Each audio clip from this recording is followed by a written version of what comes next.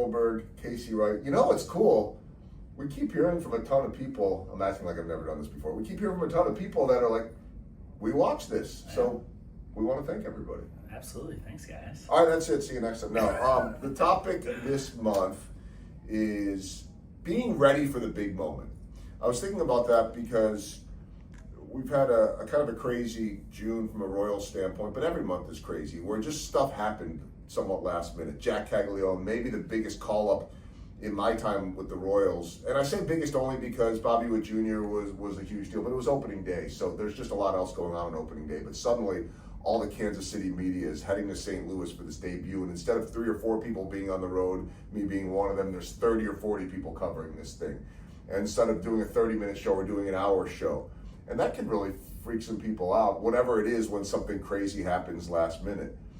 But I think that if you're comfortable with the moment, if you're prepared for it, if you've done this over and over again, it's just the next thing. So I want to talk about being ready for the moment. And I think about your industry and so many of the people that are working with you, and they're going to go in for that job interview. And as I say in TV, nothing ever goes as planned. So how do you handle that big moment? Yeah, we've actually been interviewing a lot of people for internal positions recently, and one of the most common questions I get is like, well, what's a typical day look like? And I always laugh. I say, well, I've been doing this for 19 years. What is a typical day? I don't think I've ever had 2 days that are the same. And so, it's a cliche, but expect the unexpected. I tell people all the time, like, how powerful it is to know that you don't know what you don't know. So always be information gathering, knowledge gathering. You got to be ready to pivot. I mean, we've referenced it many times, but obviously the pandemic hit, less than a year after me joining Chief of Staff. Certainly weren't expecting that, but we looked into it as opportunities. We ended up launching several additional divisions, and we pivoted when necessary. We could have just stayed in our old way and tried to plod along and do things exactly how it was done, but the world had changed a lot, and we shifted with it when necessary. And so know that no 2 days are ever going to be the same. You might be in an interview and caught off guard. You expect to meet with one person, they don't show up, somebody else does. So just be adaptable, be flexible. Yeah, I mean, baseball's so good with this because people ask me on an almost everyday basis. I'm walking into the stadium or around the stadium and they say, "Are we going to win tonight?" And the answer, I don't know. It just doesn't really satisfying. So I'll just say, "I hope so." Yeah. Or every now and then somebody will say, "What do you think the score is going to be?" And that's when I say, I have no idea whether they're going to win 10-9 or 1-0 or lose 10-0 or win 3-10. I think it's so unpredictable. But I think that if you're ready for that, it's kind of fun. And it breaks up some of the pattern and the boredom of the same thing every single day. And, to me, you can't prepare for the pandemic. You can't prepare for some of these moments, bigger or smaller. But you can prepare based on sort of your mental Rolodex of, I've been here, I know how to do this, trusting your instincts. I know we hear that one a lot, trusting your gut, of saying, okay, I'm not new to this. I know how to do this. I might just need to do it differently. Yeah, absolutely. Well, part of that is surrounding yourself with good people too, Yes. and rely on them on being resources. There's always somebody that's going to have more expertise than you do in whatever area it is. And hey, if I can't cover this, I know somebody else that can. And so you got to be creative and adaptable in that sense. But yeah, pun intended. But it's easy to hit a 75-mile-per-hour fastball, while you're in high school. You gotta be ready for the curveball too. The off-speed pitches are the ones that are gonna catch you off guard, but those are the Hall of Famers, the ones that can hit the off-speed pitch. So be ready for it. Don't go in there expecting just this, but see it, analyze it, and then adapt from there. That 75-mile-an-hour fastball, by the way, in the major leagues might be very effective when it's usually coming in at 90, 95, or 100 miles an hour. High school.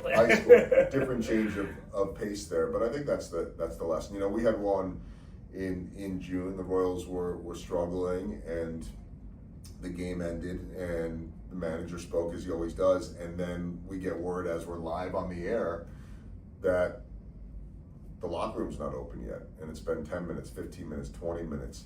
They don't make a public announcement saying, by the way, we're going to be delayed here because there's a players-only meeting. But just going back to that mental Rolodex, all right, if the clubhouse is delayed this long, actually longer than what's technically allowed, and they've been losing and struggling, I don't think they're celebrating Mark Canna's birthday. It was his birthday. I don't think they're doing cake right now.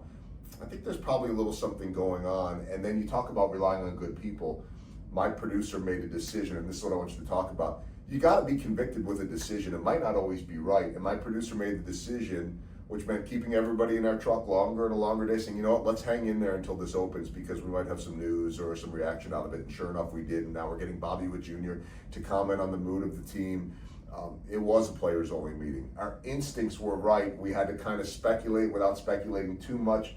And that's where you say, I've been here before. It's been a while, but I know how to do this. But having someone involved in your organization or your structure, your infrastructure, that can make a decision on the fly. Yeah, it's interesting you say that. It's like, you got to make a decision and stick with it. The truth is, we're all going to make mistakes. I make mistakes every single day. Everybody, baseball players make mistakes, recruiters make mistakes, but you got to make a decision and go with it. And most mistakes can be fixed too. I think sometimes people get so handcuffed because they're afraid of making a mistake. Well, doing nothing is usually not the right answer either. Figure out what feels best, go with it, surround yourself with the right people, as much information as possible, and dive into it and go at it with conviction. But don't just sit there and be handcuffed and complacent.